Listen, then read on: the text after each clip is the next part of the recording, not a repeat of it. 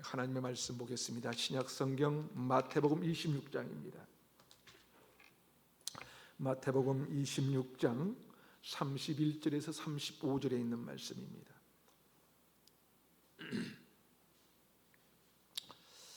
우리 다 같이 저와 여러분이 한 절씩 교독하도록 하겠습니다. 그때 예수께서 제자들에게 이르시되 오늘 밤에 너희가 다 나를 버리리라. 기록된 바 내가 목자를 치리니 양의 떼가 흩어지리라 하였느니라. 그러나 내가 살아날 후에 너희보다 먼저 갈릴리로 가리라. 베드로가 대답하여 이르되 모두 주를 버릴지라도 나는 결코 버리지 않겠나이다. 예수께서 이르시되 내가 진실로 내게 이르노니 오늘 밤 탑 굴기 전에 내가 3번 나를 부인하리라. 베드로가 이르되 내가 주와 함께 죽을지언정 주를 부인하지 않겠나이다 하고 모든 제자도 그와 같이 말하니라. 아멘. 일본에 나가사키라는 지역이 있는데요, 그곳은 일본 기독교 역사가 시작된 장소이자 순교비가 있는 일본의 순교 성지라고 할 수 있는 그런 곳입니다. 일본은 1500년대에 이미 예수 그리스도가 전파되기가 시작됐고, 그리스도의 복음이 전해지기 시작했을 때 마치 사도행전의 그 초대교회처럼 믿는 자의 수가 날마다 점점 더 많아졌습니다. 그러자 당시 일본의 도요토미 히데요시라고 하는 장군이 기독교의 왕성한 이 부흥을 두려워한 나머지 그때부터 박해를 시작합니다. 도쿄나 오사카에서 이미 복음을 듣고 예수를 믿게 된 수많은 사람들이 끌려와 나가사키의 그 뜨거운 지옥 온천에 던져지기도 하고 십자가형을 받아 죽음을 당하기도 합니다.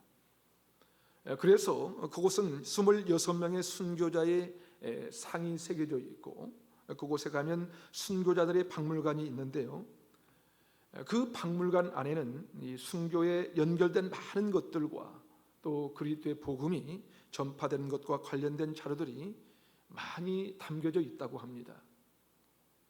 그 가운데 순교의 기록들이 아직까지 남아 있는데요, 그 중에 바울이라는 세례명을 받았던 일본인 이 미끼라는 사람의 순교 기록이 이렇게 남아 있다고 합니다. 그것은 그가 마지막 십자가형을 받기 전에 남긴 이야기입니다. 내용은 이렇습니다. 여기 계시는 모든 분들, 제가 말씀드리는 것을 잘 새겨 들으시기를 바랍니다. 저는 일본인으로 태어난 자로 예수의 수도자입니다. 저는 죽음에 처할 어떠한 죄도 범하지 않았지만 단지 우리 주 예수 그리스도의 가르침을 전했기 때문에 죽음을 당하게 됩니다. 단지 이 이유 한 가지 때문에 죽음에 처하게 되었습니다. 그러나 저는 이 죽음을 기쁘게 받아들입니다. 왜냐하면 이것은 주님께서 저에게 주시는 커다란 은혜이기 때문입니다. 저는 이 기회를 이용해서 여러분을 속이려는 것이 아닙니다. 인간이 구원을 얻기 위해서는 그리스도의 길 외에는 다른 길이 없습니다. 단언컨대 확실합니다. 그러게 저는 주저없이 이 말씀을 드리는 것입니다. 그리스도의 가르침은 자신에게 해를 끼치는 원수까지도 용서하라고 하셨습니다. 저는 쇼군인 도요토미 히데요시와 저를 사형에 처하도록 책임진 모든 사람들을 용서합니다. 쇼군에 대한 미움도 없습니다. 오히려 그를 포함한 모든 일본인들이 예수의 사람, 그리스도인이 되기를 간절히 바랄 뿐입니다. 이 이야기를 남기고 그는 사형에 처해졌다고 합니다. 여러분, 만약 지금 그때와 같이 박해가 있는 그런 때라면 저와 여러분은 어떻게 할 수 있을까요?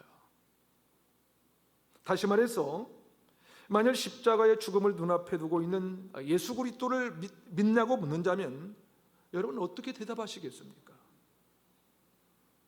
우리나라에는 1860년대에 복음이 전해지기 시작했는데요, 제너럴 셔먼을 타고 들어왔던 이 토마스 선교사가 대동강변에 끌려나와 죽음을 당할 때 그는 이렇게 외쳤다고 하죠. 예수, 예수. 우리가 질문할 때 이 질문에 대한 답을 어떻게 할 것인가 고민해 봐야 합니다. 죽음에 처하는 그 순간에, 아니면 엄청난 고난의 순간에 그래도 당신이 예수를 믿겠는가? 라고 묻는다면 우리는 과연 어떻게 대답할 것인지 생각해 봐야 할 것입니다. 고난의 순간에 예수를 버릴 것인가? 아니면 예수를 더욱더 강력히 붙잡을 것인가? 만약 믿음의 고백을 하는 순간 믿음의 형벌이 기다리고 있다면 과연 우리는 어떻게 고백할 것인가 생각해 봐야 한다는 것이죠. 여러분이 혹시라도 가정에서 고통을 겪을 때가 있습니까? 그때 여러분 어떻게 하시겠습니까? 힘든 가정을 포기하시겠습니까? 아니면 예수 그리스도를 믿기 때문에 가정을 더 지켜야 되겠다고 고백하시겠습니까?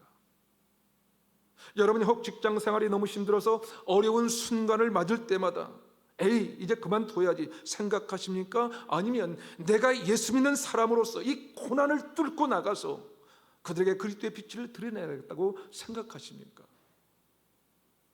우리는 고난을 통해 가르침을 받기 원하는지, 아니면 고난을 우리가 당할 때마다 도망쳐야 한다고 생각할 것인지 우리는 스스로 결정해야 합니다. 고난이 찾아왔을 때 믿음이 무슨 소용이 있냐고 말하면서 더 이상 믿음이 지킬 필요가 없다고 생각될 그때에도 예수 그리스도를 붙잡겠다는 그런 결단이 있는가 하는 것이죠. 사실 저 역시 그런 고난이 다가오면 자신할 수 없어요. 그래서 저는 두렵습니다. 왜냐하면 저도 힘들면 도망가고 싶을 때가 있거든요. 베드로가 말합니다. 그는 조금도 주저없이 얘기하지요. 모두가 주를 버릴지라도 나는 결코 버리지 않겠습니다 라고 멋진 고백을 합니다. 그때 베드로 곁에 있던 다른 제자들도 함께 고백을 합니다. 저희들도 그렇게 할 것입니다.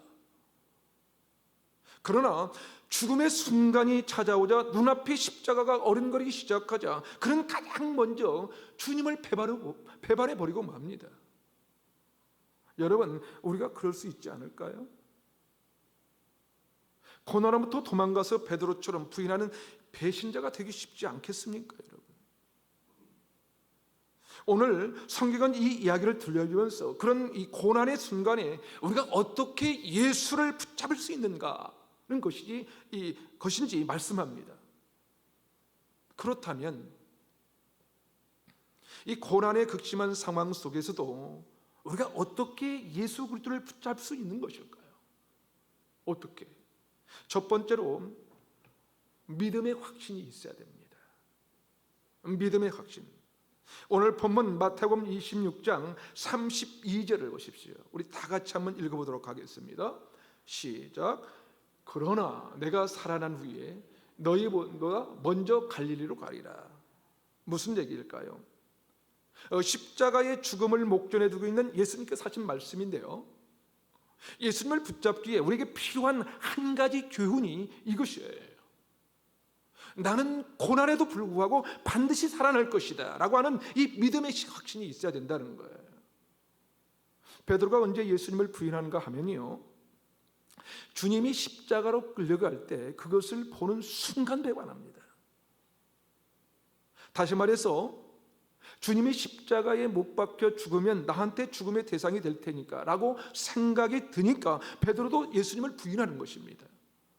예수님이 십자가에 죽으면 끝이라고 생각하고 배신한 것이죠. 그런데 만일 이 십자가의 죽음이 끝이 아니라 많은 생명을 살리는 새로운 생명이 된다고 생각한다면 주님의 말씀대로 내가 살아난 후에 너희보다 먼저 갈릴리로 가라는 말씀을 베드로가 확실하게 믿었다면 십자가로 끌려가시는 그 주님을 보면서 배신할 리가 없지요. 왜 배신하겠어요? 주님이 끌려가시지만 다시 살아나신 것을 확신하면요, 그런데 베드로는 그것을 못 믿었어요. 믿지 못했습니다. 십자가에 돌아가시면 다시는 살아날 수 없다고 생각이 들었던 거예요. 우리도 마찬가지입니다. 십자가에 끌려가면 끝장이라고 생각해요.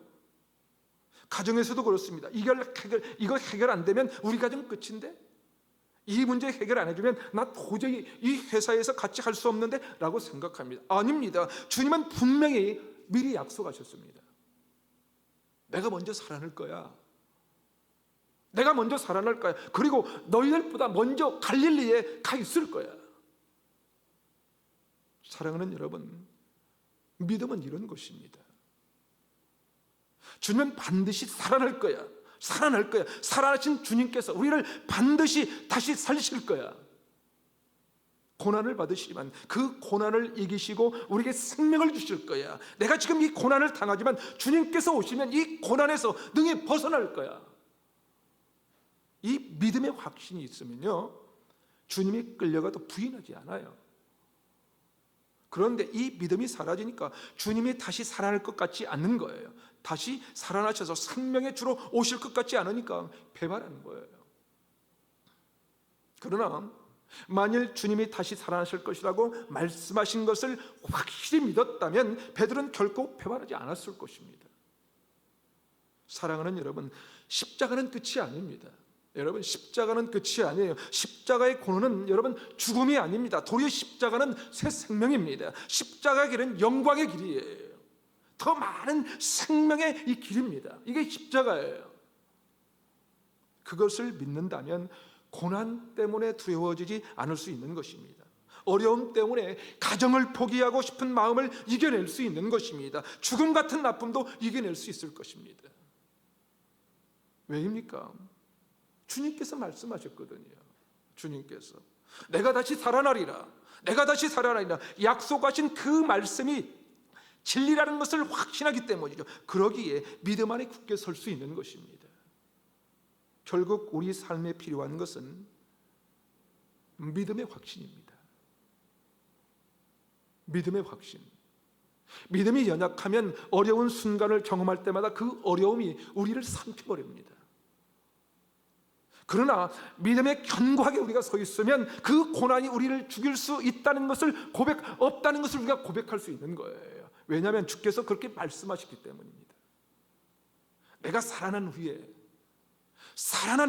무슨 말입니까? 주님은 고난에 무릎 꿇지 않는다는 거예요. 주님은 살아난다는 거예요. 여러분, 아무리 큰 고난이라도 예수님을 덮을 수가 없습니다. 사망이 그를 이길 수가 없는 거예요. 이것을 믿는 믿음이 있다면 우리는 우리의 삶 속에 어떤 고통의 순간에도 예수를 붙잡을 수가 있지 않겠습니까? 그러게 여러분, 고난이 강할수록 믿음의 확신 가지고 주님을 더욱 붙들어야 이겨낼 수 있는 것을 여러분 기억하시기를 바랍니다. 한 걸음 더 나가서 우리가 어떻게 고난의 순간에도 주님을 붙잡을 수 있을까? 어떻게? 다시 말해서 이 고난과 고통과 심지어 죽음 같은 이 사망의 골짜기를 지날 때에도 예수를 붙잡으려면 우리가 어떻게 하는 것일까요? 두 번째로 우리는 연약한 존재임을 알아야 합니다. 연약한 존재임을 알아야 된다는 거예요. 오늘 본문 34절과 35절을 우리 함께 한번 읽어보도록 하겠습니다. 함께 읽겠습니다. 시작. 베드로가 대답하여 이르시되 모두 주를 버릴지라도 나는 결코 버리지 않겠나이다. 예수께서 이르시되 내가 진실로 내게 이르노니 오늘 밤 닭 울기 전에 내가 3번 나를 부인하리라. 베드로가 이르되 내가 주와 함께 죽을지언정 주를 부인하지 않겠나이다 하고 모든 제자도 그와 같이 말하니라. 무슨 말입니까? 우리는요, 아무리 장담한다고 해도 그 장담을 지킬 수 있는 힘이 없습니다. 힘이 없어요. 다시 말해서 우리 모두는 연약하다는 거예요. 강하게 말하는 것 같지만 사실 연약한 존재예요. 베드로가 주님, 저는 절대로 배신 안 할 거예요 라고 말하지만 그 말대로 살 수 없다는 거예요. 그러기에 내가 연약한 존재임을 인정하고 연약하기 때문에 주님이 필요한 줄 알면 주님을 끝까지 붙들 수 있는 것입니다. 그런데 사람들은요, 조금만 힘이 있으면 주님이 필요 없다고 생각해요. 근데 그 힘이 오늘 말씀에 의하면 별거 아니라는 거예요. 그 별거 아니다. 그래, 너 장담했어? 그런데 탁 울기 전에 3번이나 나를 부인할 걸? 주님은 베드로에게 말씀합니다. 넌 연약한 존재라는 거예요. 넌 연약한 존재다. 여러분, 능력이 있다고 생각하는 사람이 예수 믿기가 참 어렵죠. 왜일까요? 자기가 능력이 있으니까. 예수를 붙잡을 이유가 없는 것이죠. 자기 능력만 있으면 살 것 같으니까 그런 것입니다. 우리 권영철 장로님이 늘 하시는 말씀이 있어요. 돈이 있고 힘이 있고 능력이 있는 사람이 예수 잘 믿는 것 같냐고 하시거든요. 맞는 말씀입니다. 맞는 말씀이에요. 우리는 아무리 강한 것처럼 보여도 연약한 존재에 불과해요. 연약합니다. 우리는 결코 생각만큼 강하지 못합니다. 그런데 많은 사람들이 그렇게 생각해요. 돈이 좀 있어서, 자신이 좀 똑똑하다고 생각해서 예수 믿는 것들 보니까 다 어리석이 보이고 다 찌질이 같아 보이거든요. 세상에서 별 볼 일 없는 애들만 예수 믿는 것 같이 보이는 거거든요. 그렇지만 아닙니다. 돈이 좀 있어도 좀 똑똑해도 다 연약한 존재입니다. 그것을 이 코로나 시대에 우리 모두 다 너무 절실하게 경험하고 있지 않습니까? 여러분, 실핏줄 하나만 끊어줘도 반신불수가 될 수가 있어요. 그렇죠? 아무리 강한 척해도 강한 척한다고 강한 것이 아니에요. 지혜로운 척하지만 무지한 것들이 너무너무 많은 게 우리 아닙니까? 강한 것처럼 말하지만 그렇게 굳세지도 못합니다. 말은 굳건한 것처럼 해도 순식간에 변질할 수밖에 없는 것이 우리 인간이에요, 여러분. 그런 인간의 속성을 주님이 지금 아신 거예요. 그래서 주님은 베드로에게 말씀합니다. 네가 결코 나를 버리지 않겠다고? 아니야. 오늘 밤 닭이 울기 전 3번이나 나를 부인할걸? 베드로가 얘기합니다. 아닙니다, 주님. 제가 주님과 함께 죽을지언정 배반하지 않을 거예요. 아무리 그렇게 강력하게 말해도 우리는 연약한 존재입니다. 이것을 인정할 수 있어야 주님을 붙들 수 있는 것입니다. 욥이 그랬습니다. 욥은 자기 자신이 얼마나 연약한 존재를 알았습니다. 하나님께서 말씀하시기를 욥기 1장 1절과 3절에 보니까 욥에 대해서 이렇게 기록합니다. 우수 땅에 욥이라 불리는 사람이 있었는데 그 사람은 온전하고 하나님을 경외하며 악에서 떠난 자더라. 이 사람은 동방 사람 중에 가장 훌륭한 자라고 소개합니다. 자, 욥은 악에서 떠난 자요, 동방 사람 중에 가장 훌륭한 자라고 하지 않았습니까? 그런데 그런 욥이 스스로 7장 7절에 이렇게 고백합니다. 내 생명이 한낱 바람 같음을 생각하옵소서. 욥은 자기 자신이 아무리 어려운 존재라고 해도 하나님 앞에서 바람 같은 연약한 존재에 불과하다는 거예요. 그렇습니다.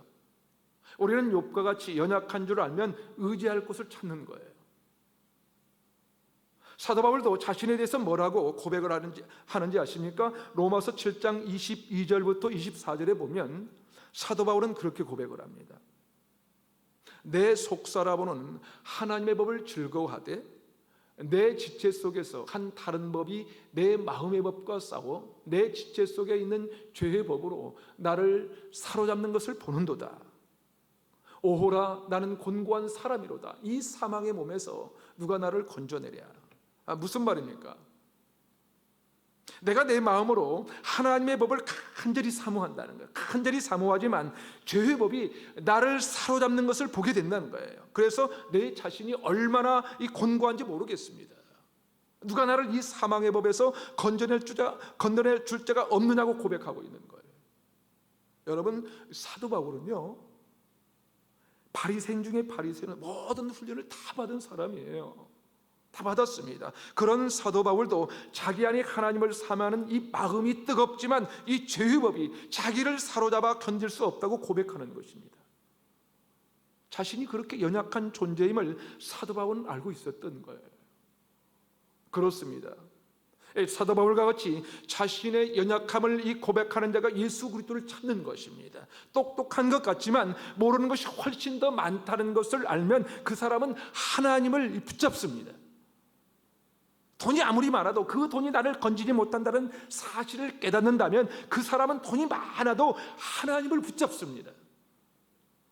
아무리 권력을 휘둘러도 그 권력이 어느 순간에 땅에 떨어지면 아무것도 아니라는 사실을 깨달을 수만 있으면 그런 권력을 가지고도 예수 그리스도를 붙잡을 수가 있을 것입니다. 그런데 사람들은 힘을 가지고 있는 한 그 생각을 하지 못한다는 것이죠. 그러나 돈이 많아도 권력이 있어도 자신의 연약함을 인정하면 주의 은혜와 보호하심이 필요해서 그분의 손을 붙잡을 수 있다는 것입니다. 사랑하는 여러분, 우리는 약하지만요, 그분은 강하십니다. 강하신 분이세요. 우리는 할 수 있는 것이 한정되어 있지만 그분은 능력이 많으십니다. 아니, 전능하신 분이십니다. 우리는 아무리 강한 척해도 한낱 바람 같은 존재에 불과한 것입니다. 그래서 욥기 9장에 보면 하나님이 어떤 분인가를 고백하는데요, 욥기 9장 12절은 욥의 고백을 이렇게 고백합니다. 하나님이 빼앗으시면 누가 막을 수 있으며 무엇을 하시나이까 하고 누가 물을 수 있으리야.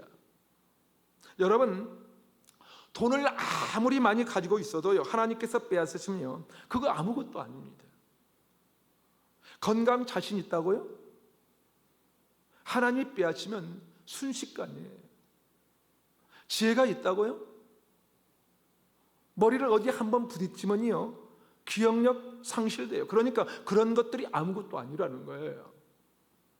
하나님이 빼앗으면 누가 막을 수 있겠는가 하는 것입니다. 사실 예수님은요, 이 베드로의 연약함을 이미 다 알고 말씀하시잖아요.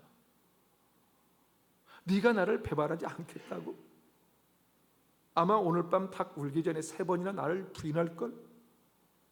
그러면 우리는 그 말씀을 듣자마자 이렇게 말해야 돼요. 그래요, 주님, 제가 진짜 연약합니다. 저를 도와주십시오. 주님, 제가 언제나 주님을 배반할지 모르는 연약한 존재입니다. 그러니 나를 좀 도와주십시오 라고 해야 되는 거예요. 신앙생활이 그런 것입니다. 하나님을 붙잡으면 붙잡을수록 그분의 능력이 나를 통해서 역사하시는 겁니다.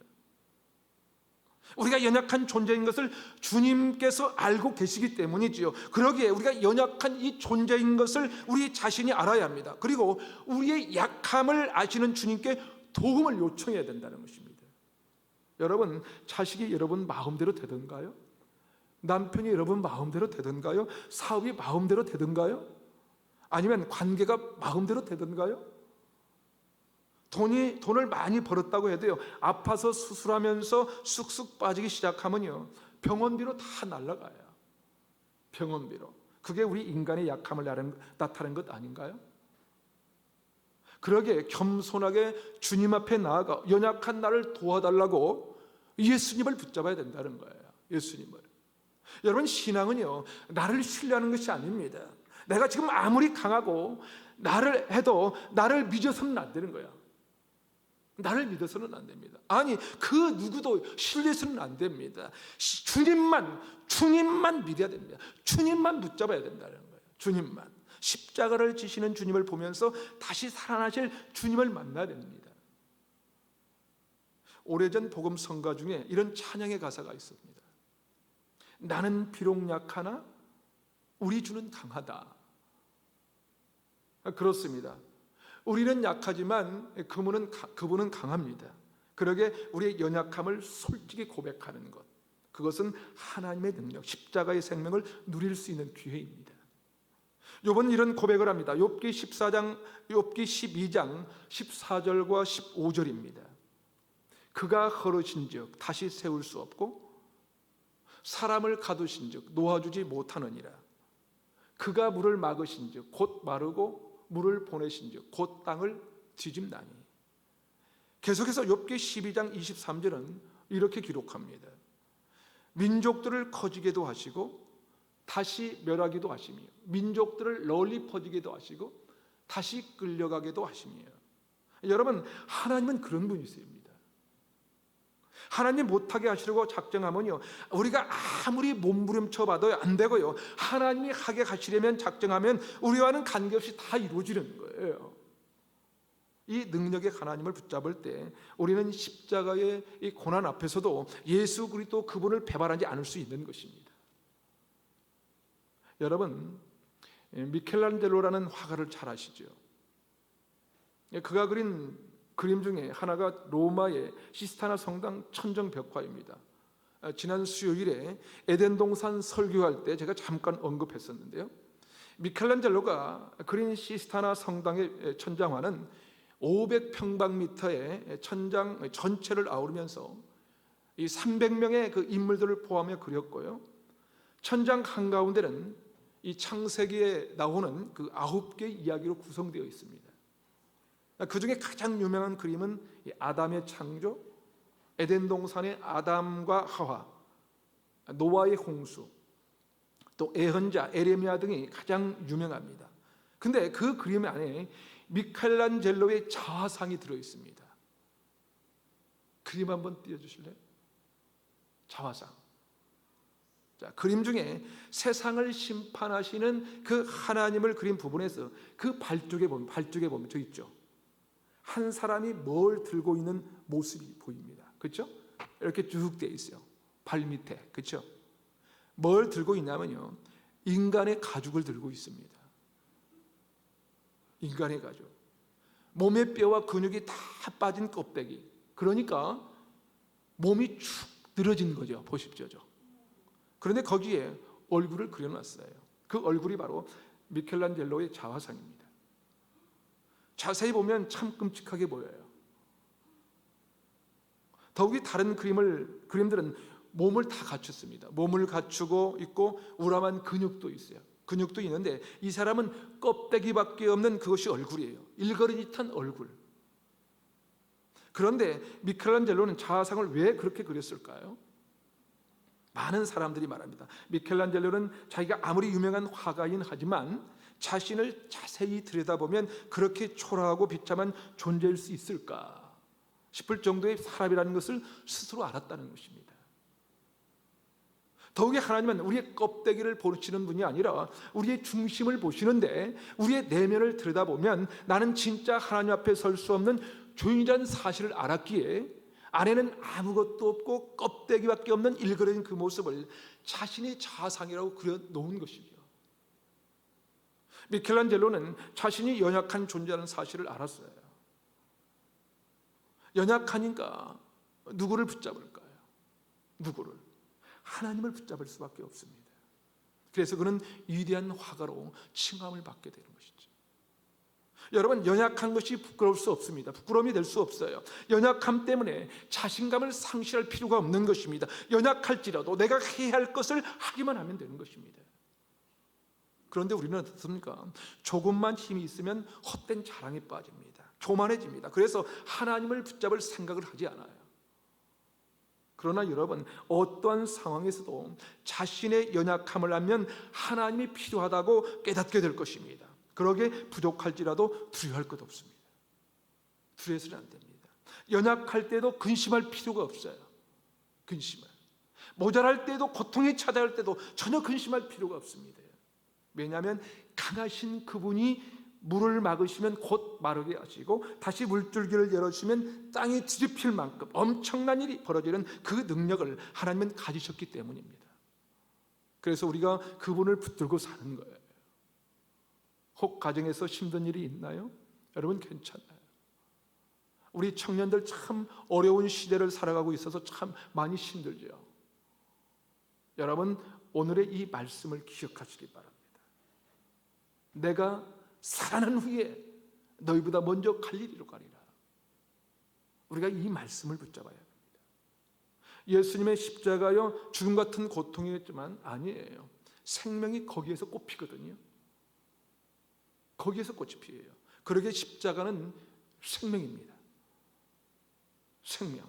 오늘은 예수님께서 십자가를 지시기 위하여 어린 나귀를 타고 예루살렘에 입성하는 종료 주일입니다.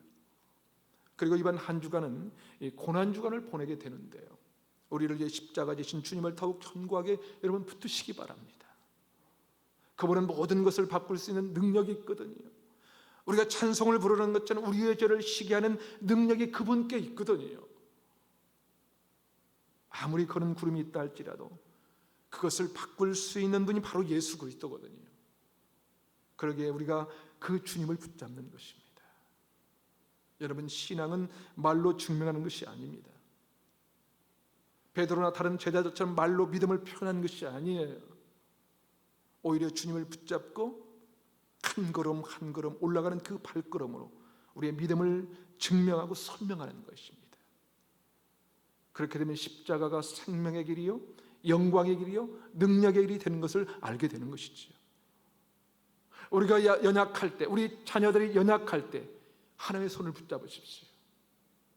우리 자녀들이 주님의 손을 붙잡게 해주십시오. 그러면 우리의 연약함, 우리 자녀들의 연약함, 그것은 사실 아무것도 아니에요. 하나님께서 그 은혜를 저와 여러분에게 넘치도록 부어주시기를 바랍니다. 이번 한 주간 주님 지신 십자가를 우리가 묵상하면서 전능하신 하나님, 십자가의 그 생명을 경험하고 누리는 은혜로 충만하시기를 주님의 이름으로 축원합니다. 함께 기도하시겠습니다.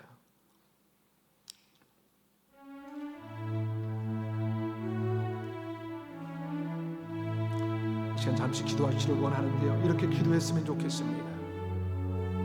우리를 위해 십자가 지신 예수 그리스도, 그분의 이름을 찬양하며 감사와 영광을 올려드립니다. 하나님 아버지, 우리가 연약한 존재임을 고백하며 어떤 상황에도 생명 되신 주님의 십자가를 붙들겠습니다. 원컨대 우리의 삶의 현장에서 생명 되신 십자가의 능력을 이 한 주간도 경험하고 누리며 살게 하옵소서. 결단하고 고백하며 다 같이 한 목소리로 한번 기도합니다. 살아계신 하나님 아버지, 우리를 위해 십자가 지신 예수 그리스도, 그분의 이름을 찬양합니다. 감사를 드립니다. 하나님 아버지, 우리가 연약한 존재임을 고백하며 어떤 상황에도 생명 되신 주님의 십자가를 붙들겠습니다. 붙들며 나가겠습니다. 원컨대 우리 삶의 현장에서 생명 되신 십자가의 능력을 이 한 주도 경험하며 누리며 살게 하여 주시옵소서. 하나님, 십자가 외에는 답이 없는 것을 알고 있습니다. 십자가에 주님 꽃이 피게 하여 주시옵소서. 십자가의 생명이 나타나게 도와주시옵소서. 하나님, 우리가 그 십자가 붙들고 아버지 살아가며 승리하는 삶을 살아갈 수 있는 우리 모두가 달릴 수 있도록 주님 도와주시옵소서. 주님 도와주옵소서. 주님 도와주옵소서. 우리를 위해 십자가 지시고 최고의 사랑을 베푸신 주께 영광과 감사를 올려드립니다. 그 은혜로, 그 능력으로 우리가 이 험한 세상을 이기며 살고 있음을 이 시간 고백합니다. 주님, 간절히 원하는 것은 우리가 고난의 상황 속에서도 예수 그리스도를 붙들 수 있도록 믿음의 확신을 주시옵소서. 무엇보다 우리가 연약한 존재임을 늘 깨달아 알게 하시고 약할 때 강함 되시는 줄을 더욱 붙들게 하여 주시옵소서.